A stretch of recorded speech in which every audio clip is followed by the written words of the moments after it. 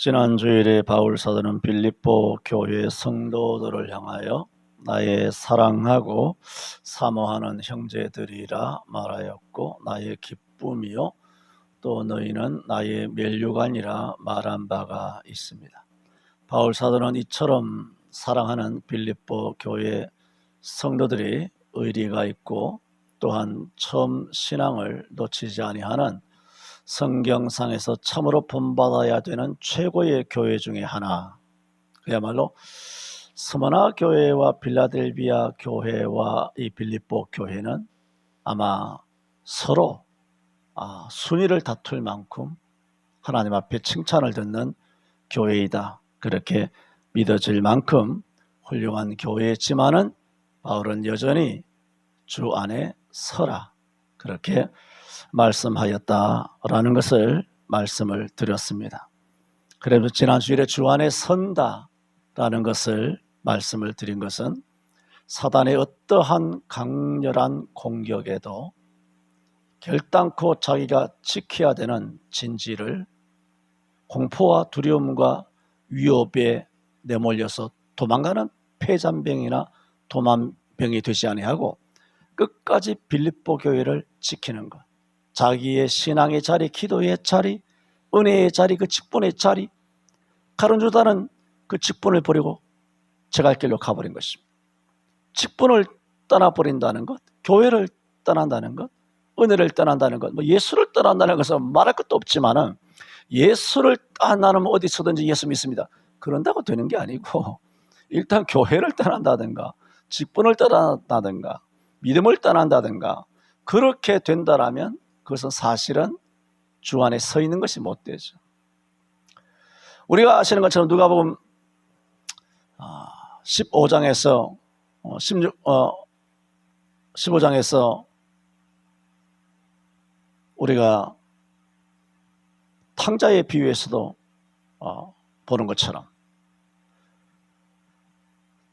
우리가 부모님 슬하를 떠나서 집을 나간 탕자도 탕자지만은 그보다 더 심각한 탕자는 교회에서 모범적으로 살고 있는 마다들처럼 집 밖을 한 번도 안 나가고 주일도 한 번도 안 어기고 부모 속도 안 썩이고 그리고 굉장히 성실하게 부모님을 모시고 산다고 하는 그 집안에 있는 탕자 마다들이 사실은 각 교회마다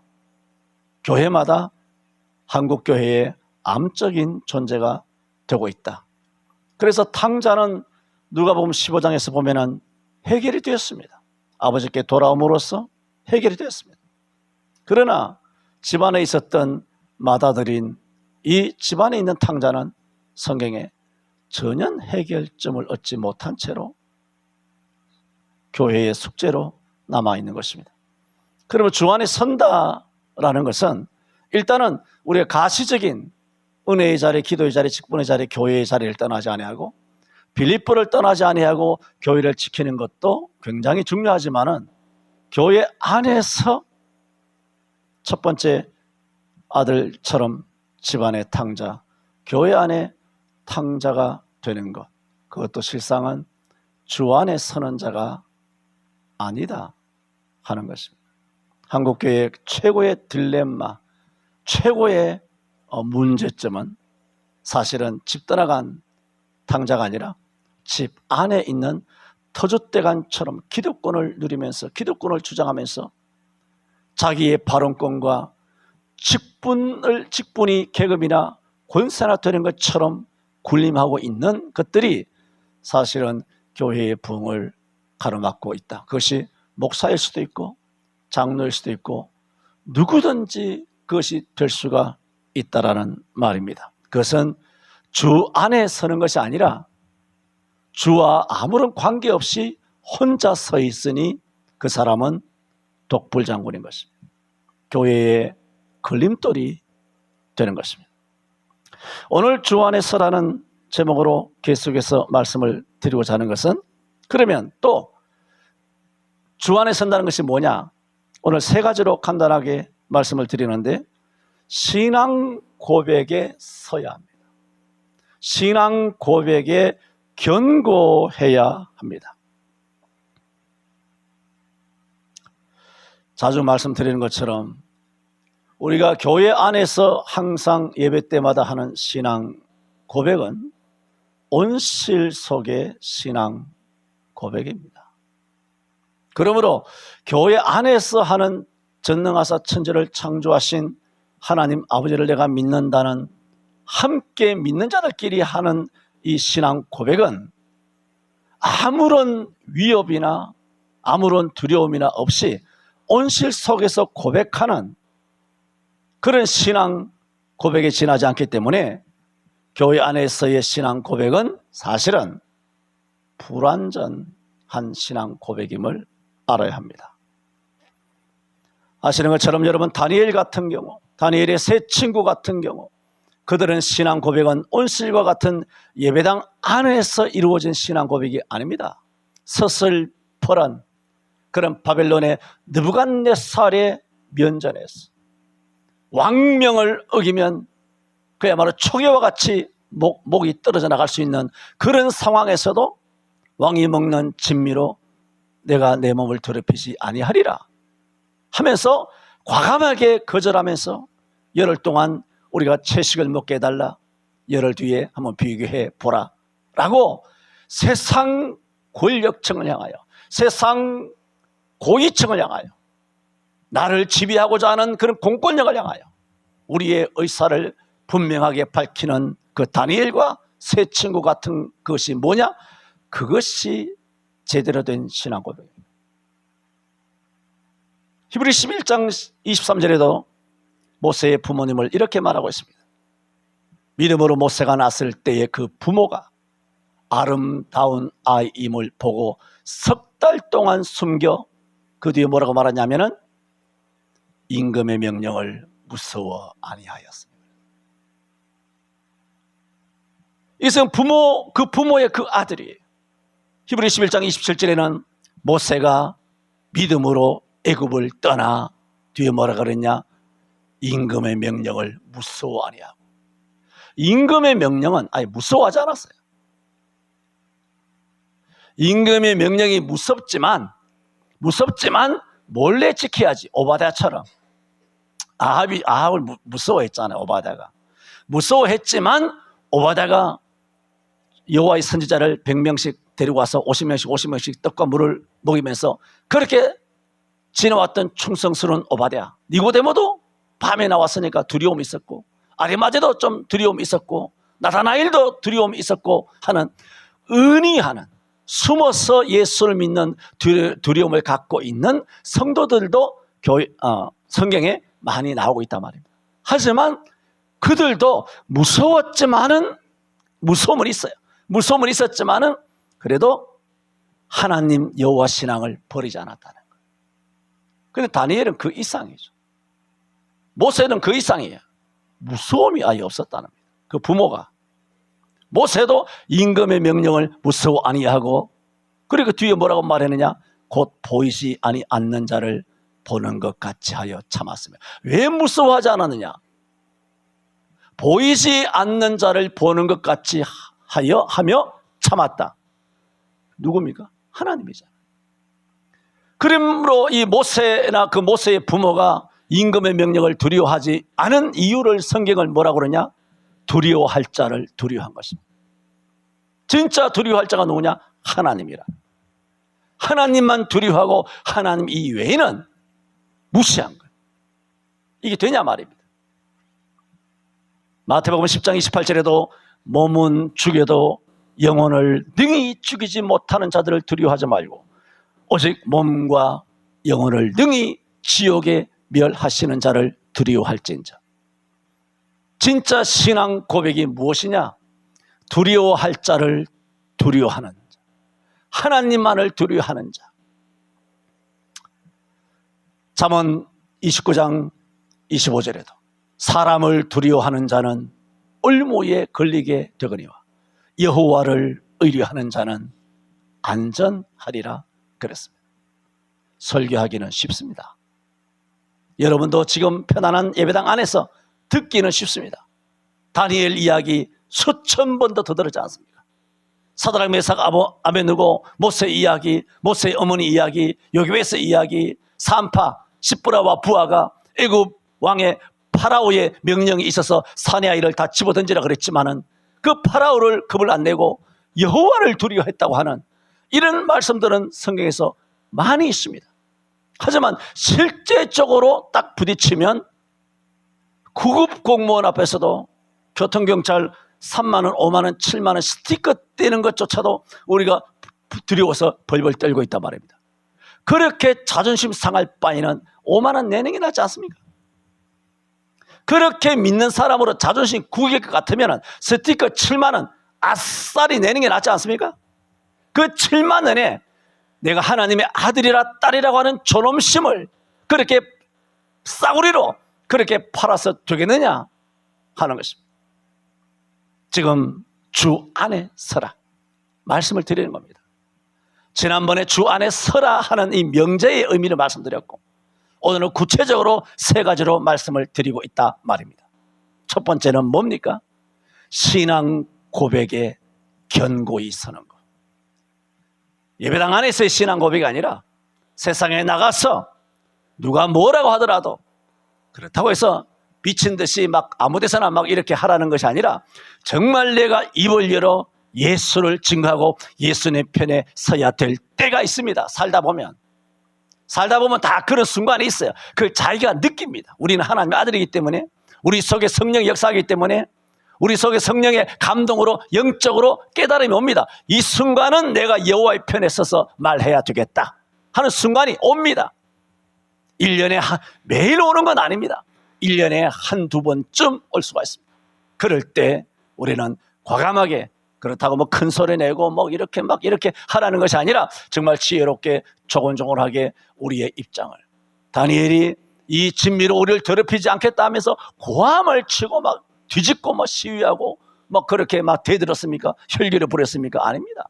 자기의 의사를 조곤조곤 이야기한 것입니다. 저는 그렇게 하고 싶지 않습니다. 제가 믿는 신앙으로서는 그렇게 하고 싶지 않습니다. 그 말씀에는 동의할 수가 없습니다. 양해해 주시기를 바랍니다. 뭐 이렇게 저렇게 해서 지혜롭게 우리가 그 순간에 여호와의 편에 서는 사람, 그게 뭡니까? 신앙 고백에 견고한 것이고 그것이 바울 사도가 원하는 구체적으로 주 안에 선다는 것이 뭐냐? 신앙 고백에 견고하게 서는 것입니다. 여러분 잘 알지 않습니까? 신앙 고백 그러면 제일 먼저 대표적으로 드러나는 게 있죠. 순종 그러면 창세기 22장에 아브라함의 순종이죠. 신앙 고백 그러면 대표적으로 드러나는 것이 뭡니까? 마태복음 16장에 베드로의 위대한 주는 그리스도시요 살아계신 하나님의 아들입니다라는 신앙 고백이 가장 대표적입니다. 그래서 바요나 시모나 하면서 예수님으로부터 크게 칭찬을 받았습니다.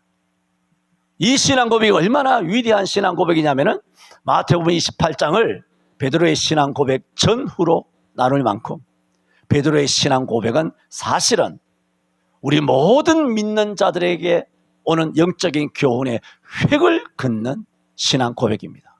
그런데 그런 엄청난 위대한 신앙 고백을 하였지만 이 베드로가 신앙 고백하고는 곧 어떻게 합니까?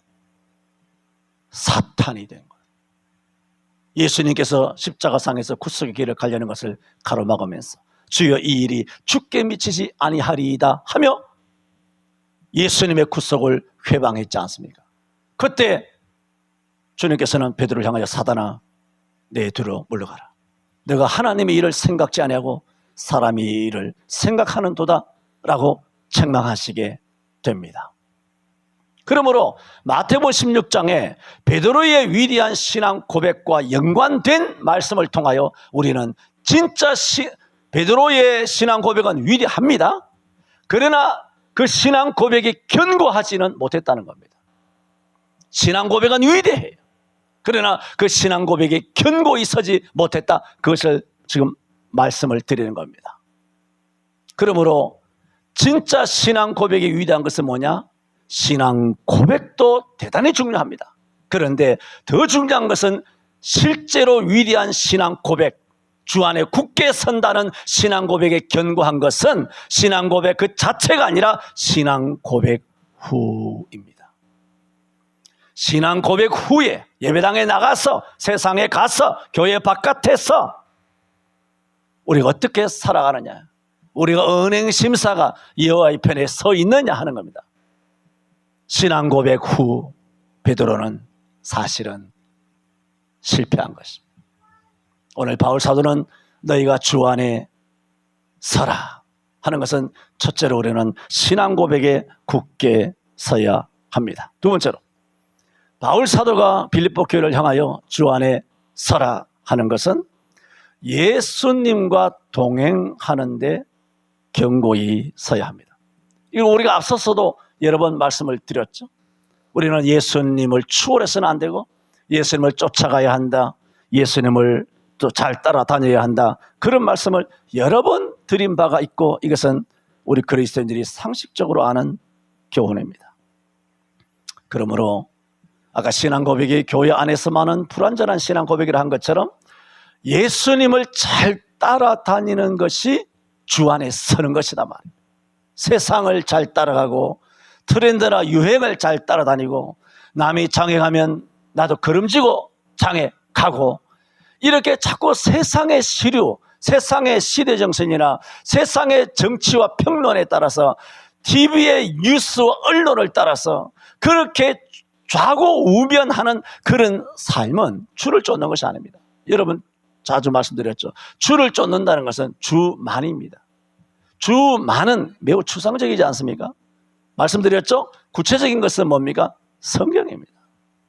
성경이 말씀하시면 성경 말씀하신 대로 따라가는 것. 그게 뭐냐? 성경 위에 너희는 사도와 선지자들 위에 터 위에 세움을 입은 자라 그랬어요.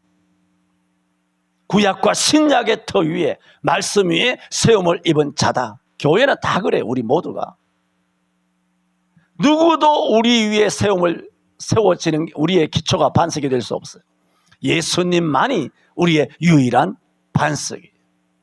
그리고 주 안에 굳게 선다는 것은 말씀 위에 철저하게 굳게 선다는 것입니다. 그러므로 우리가 이 주 안에서 굳게 선다는, 예수님과 동행하는데 굳게 서는 것 또한 교회 안에서 목사 노릇, 장로, 권사, 봉사, 설거지, 헌금 뭐 여러 가지 섬기고 사랑하고 베풀고 교회 안에서만으로는 사실은 부족한 것입니다. 교회 안에서 드려지는 예배, 교회 안에서 드려지는 찬송, 교회 안에서 드려지는 모든 거룩한 일만으로는 예수님을 잘 따라다니는 삶으로서는 뭐냐? 불완전하다. 왜? 교회는 기껏 거룩한 주일날도 몇 시간 하지만 세상에서는 24시간 우리가 세상에 그렇게 몸을 담고 살아간단 말입니다. 그러므로 우리는 교회 안, 또 예배만 아니라 우리의 모든 삶에서 예수님을 잘 따라다녀야 합니다. 그런데 저를 포함해서 대부분의 절대 다수의 성도들은 비교적 교회 안에서는 견고히 섰다 싶은 성도도 교회 바깥에 나가면 견고히 서지 못하고 쉽게 쓰러지는 성도들이 부지기 있습니다. 그래서 때때로 우리는 이전에 범한 잘못이나 악한 길을 행하거나 유혹에 빠지거나 수치스러운 일을 행했던 것을 기억하며 날 사랑하고 믿어준 사람들에게 못할 짓을 했다는 가책으로 미안해하며 괴로워할 때가 있습니다. 한번 들어보세요. 사람은 누구나 죄의 유혹이 있습니다. 그것이 혈기이든 정욕이든 혹은 탐심이든 교만이든 그런 죄의 유혹이 있을 때 들어보시라 그랬죠. 누구나 다 이게 노출되어 있습니다. 엄청난 여러 가지 각종 유혹. 우리가 주 안에 서라고 했을 때 지난주에 뭐라고 그랬습니까? 사단의 공격이 아무리 맹렬하여도 그랬잖아요. 그 사단의 공격이 어떻게 올지 몰라요. 우리의 가장 약한 부분을 알기 때문에 그쪽으로 헤집고 들어온단 말입니다. 정욕이면 정욕, 혈기면 혈기, 탐심이면 탐심, 교만이면 교만, 자랑이면 자랑, 아니면 연약함이란 연약한 구석을 사단이 우리를 너무나 잘 알기 때문에 그 연약한 흐름을 타고 우리를 강렬하게 공격한단 말입니다. 그러므로 우리는 다 죄악에 각양 죄악에 노출되어 있습니다. 그래서 지금 말씀드리려고 하는 것은, 지금 말씀드리는 것이 뭡니까? 예수를 동행하는데 견고히 서는 것이 주 안에 서는 것이다. 이 두 번째 주제를 말씀을 드리면서 예수를 동행하는데 굳게 선다는, 주 안에 서는 것이 무엇이냐를 말씀드리는 겁니다. 그래서 우리가 세상에 나갔을 때 사단의 공격이 여러모로 강력한 유혹들이 있을 때 어떻습니까? 유혹이 있을 때 성도들이 다 세상에 나가서 쉽게 쓰러지는데 세 가지로 나눠집니다. 혈기든 정욕이든 탐심이든 무엇이든지 간에 세상의 바람이 살짝만 불어도 쉽게 넘어지는 사람이 있습니다. 쉽게 죄의 유혹에 넘어가는 사람이 있어요. 이런 사람들이 대다수죠. 또 어떤 사람이 있느냐? 한 부류는 쉽게는 넘어가지 않습니다. 죄악에 대하여 고민하며 세상에 설 것이냐, 예수 편에 설 것이냐, 신앙의 양심과 성령의 감화 감동에, 성령의 음성에 귀를 기울이면서도 싸우다가 못내 쓰러지는 사람이 있습니다. 경우가 다르지 않습니까? 세상에 나가자마자, 교회 문을 나서자마자 그야말로 무장 해제하고 그대로 항복하는 그런 패잔병이 있고, 끝까지 진지를 사수하기 위하여 싸우다가 포로로 끌려가는 거랑 다르지 않습니까? 생각해 보세요. 포로가 두 가지가 있지 않습니까? 자진해서 항복하고 백기 들고 나가는 사람이 있고, 끝까지 싸우다가 결국은 포로로 잡혀서 가는 사람, 완전히 상황이 다른 것입니다. 우리 모두는 죄의 유혹에 놓여 있습니다. 노출되어 있습니다. 예수를 못 붙잡게 하고 있습니다. 그랬을 때 우리는 두 가지가 있다, 지금 말씀을 드리는 것입니다. 세 번째, 어떤 사람이 있느냐? 끝까지 강력하게 맞서는 사람이 있습니다. 다니엘이죠. 모세 같은 분, 라합 같은 분, 십부라나 부하 같은 사람들, 이런 분들이 어떤 분입니까? 끝까지 강력하게 풀무불이든 사자굴이든 간에 싸워나가는 것입니다. 이런 분들이 우리가 1950년 이전에 우리 한국교회의 선배 목사님들과 또 훌륭한 장로님들, 권사님, 여전도사님들, 청년들, 어린이들까지 1950년, 60년 이전에 우리의 부모 세대는 물론 할아버지 또 정조 때에 우리 조상의 모든 한국의 그리스도인들은 이렇게 강력하게 일제의 총칼과 신사참배를 맞서서 싸워나갔습니다. 거기에서 그들은 무너진 사람도 많지 않습니까? 신사참배에 다 총회적으로 결의해서 신사 앞에 나가서 남산에 올라가서 다 한강에 가서 전부 다 신사에 참배하는 그런 부끄러운 세력으로 넘어간, 예수 안에, 주 안에 굳게 서지 못한 사람들이 절대 다수였어요. 그러나 강력하게 맞선 훌륭한 목사님들과 주의 종들이 많이 있었습니다. 오늘 바울 사도가 빌립보 교회에 권면하고 있는 주 안에 서라 하는 것은 강하게 죄와 싸워나가는 성도가 될 것을 권면하고 있습니다. 그래서 고린도전서 15장 58절에도 그러므로 내 사랑하는 형제들아 견고하며 흔들리지 말며 항상 주의 일에 더욱 힘쓰는 자들이 되라 한 것입니다. 마지막 세 번째로 바울 사도가 빌립보 교회를 향하여 주 안에 서라 하는 것이 뭐냐? 그럼에도 불구하고 제가 두 가지 말씀드렸죠. 교회 안의 신앙 고백이라든가 교회 안의 삶은 다 불완전하다. 교회 바깥에서의 신앙 고백 이후의 삶이 중요하다. 그 다음에 교회 안에서의 신앙의 삶은 말할 것도 없지만 교회 바깥에서의 여세 동안의 삶에 있어서도 우리가 어떠한 사단의 공격에서도 우리는 거기에 쉽게 쓰러지는 자나 끝까지 견디다가 포로로 잡혀가는 사람이 아니라 끝까지 견디며 진지를 사수하다가 거기서 순교를 한다 할지라도 우리가 진지와 함께 죽음을 당한다 할지라도 끝까지 포기하지 않는, 그것이 바로 주 안에 서는 것이다 라고 말씀을 드렸지 않습니까? 근데 세 번째는 뭐냐면, 전술한 이 두 가지가, 전술한 두 가지, 이런 끝까지 주 안에 서는 신앙의 삶이 자기 힘으로 안 된다는 겁니다. 이건 어떻게 되느냐? 은혜로만 됩니다. 은혜로만. 그리고 세 번째, 주 안에 서라는 뜻이 뭐냐 하면은 주의 은혜 안에서만 설 수 있다는 겁니다.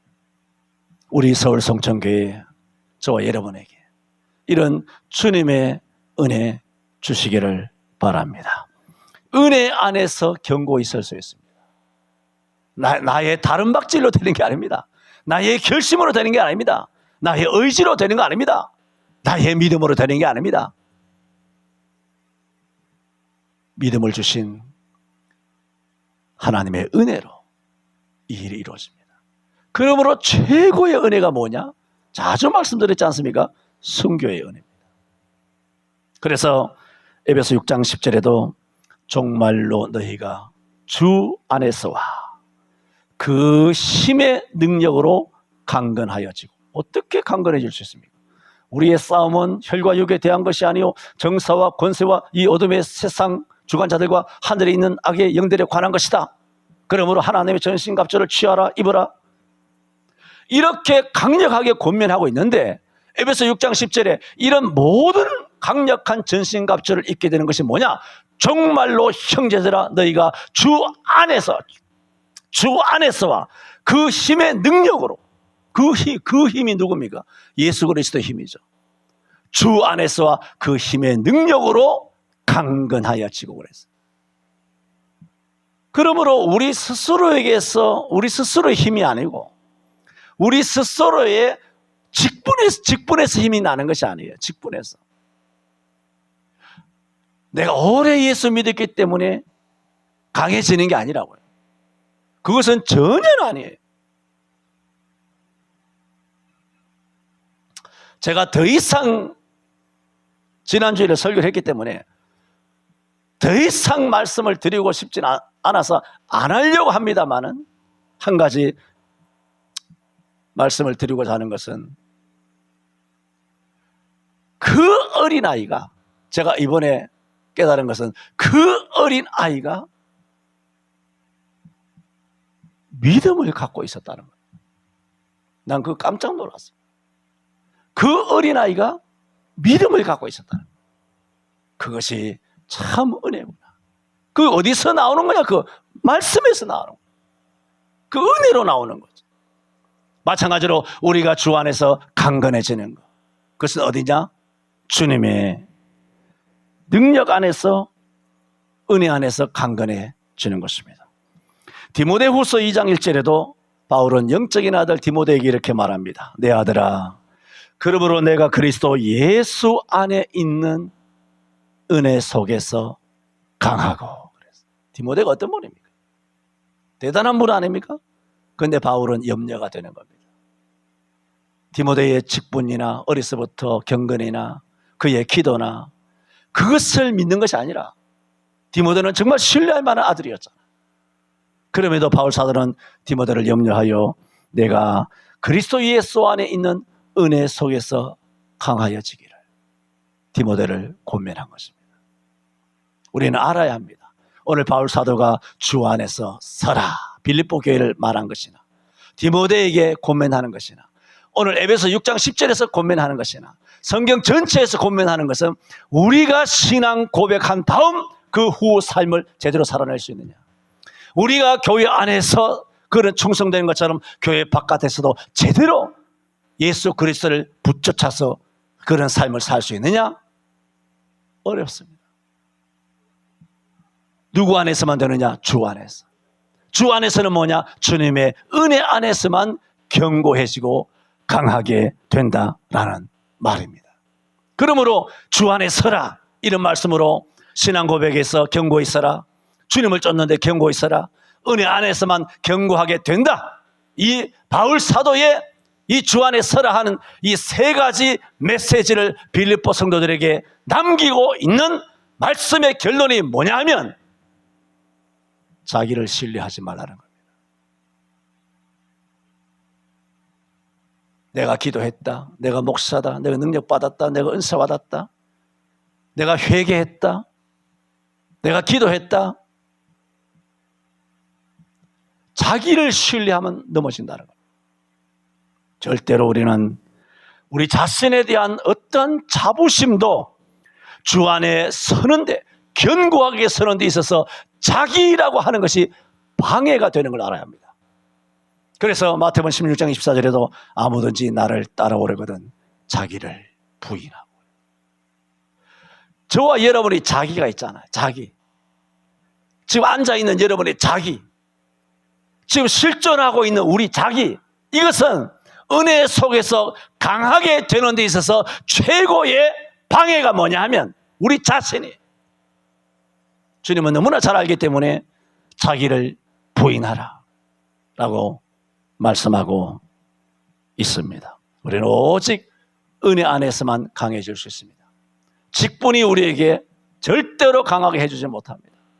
교회가 여러분을 지켜주지 못합니다.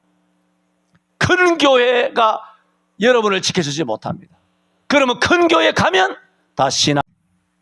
작은 교회가 여러분을 지켜주는 것도 아닙니다.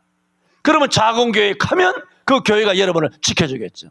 저와 여러분을 지켜주는 것은 직분도 교회도 오래 믿었다는 실력도 아니라, 우리 자신도 아니라, 저와 여러분을 지켜주시는 것은 오직 하나님의 인자하심과 긍휼하심인 줄로 믿습니다.